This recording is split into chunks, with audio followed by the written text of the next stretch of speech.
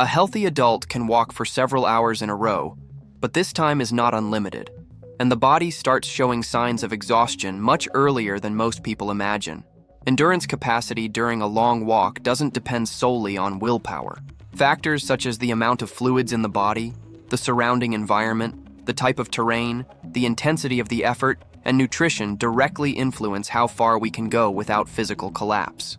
In this video, we'll show what science already knows about the limits of the human body in continuous motion. How many kilometers is it possible to walk before the body simply can't continue? What exactly happens physiologically at that point? And why do some people endure more than others? Fainting from physical exertion isn't just a blackout.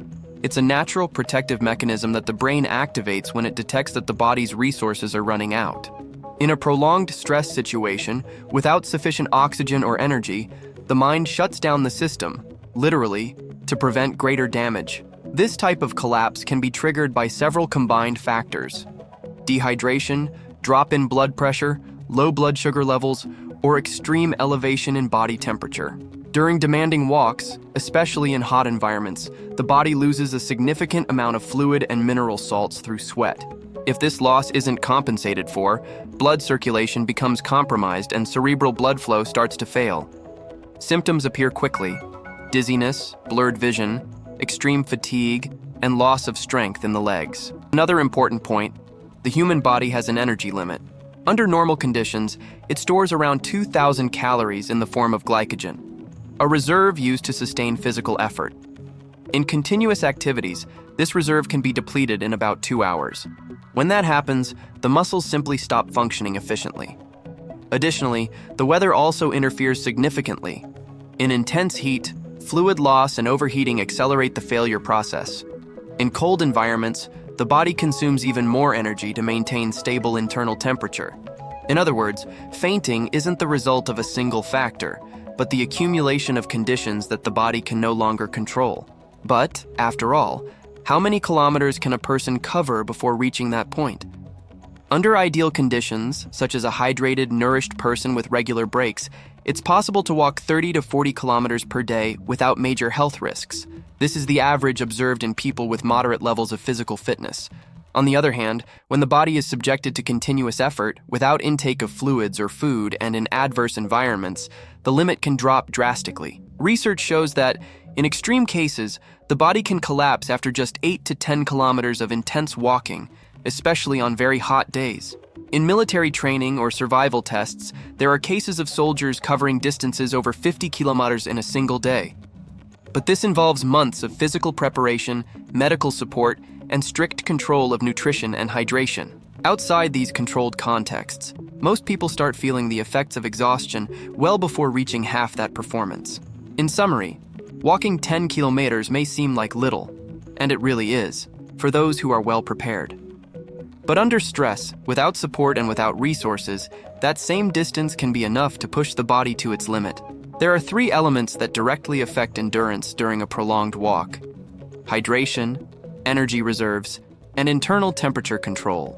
Water is essential for the proper functioning of the circulatory system. A mere 2% reduction in the total fluid volume in the body is enough for physical performance and mental clarity to start declining. With losses above 5%, more severe symptoms emerge, such as vertigo and a real risk of fainting. Energy, in turn, comes from glucose in the blood, and that's stored as glycogen. Walking for long periods without eating causes the body to rapidly consume these reserves. Without this fuel, the brain and muscles break down. That's when sudden fatigue, cold sweat, and imminent collapse appear. And body temperature? When the body overheats excessively and can't cool down, which is common in hot and humid places, the risk of hyperthermia and collapse is high. Exceeding 40 degrees in internal temperature is already enough to cause mental confusion, disorientation, and, in extreme cases, even organ failure. Controlling these 3 points is what keeps a walk safe and stable. Some people seem to have much more stamina than others, and this isn't just a matter of willpower. The ability to resist prolonged effort is linked to several factors: genetics, level of physical fitness, nutrition, age, and even emotional aspects. Individuals with more muscle mass, good cardiorespiratory conditioning, and efficient metabolism handle continuous effort better. People with conditions like diabetes, anemia, low blood pressure, or a sedentary lifestyle have much lower tolerance. There's also an important mental component.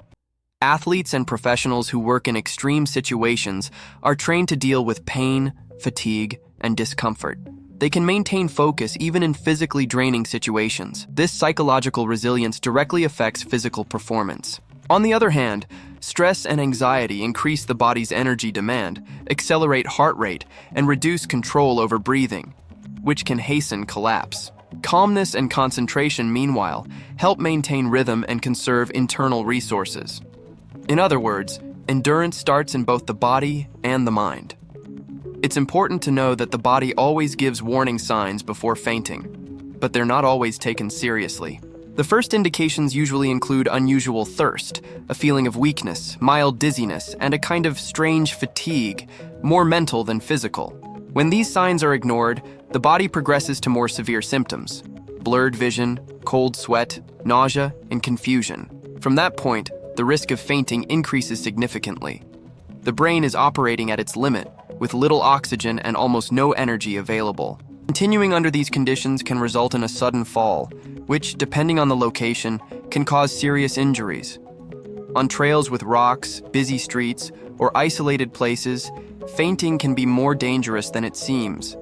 That's why paying attention to the signs and respecting your own limits is essential to avoid bigger problems. The truth is that the human body can endure a lot, but it also knows when to stop if necessary. Science estimates that an average person can walk about 30 to 40 km per day under good conditions, but this number plummets when factors like heat, dehydration, and extreme fatigue come into play. Fainting isn't a sign of weakness, but a clear alert. The body has reached its limit, and often this happens due to a lack of simple care.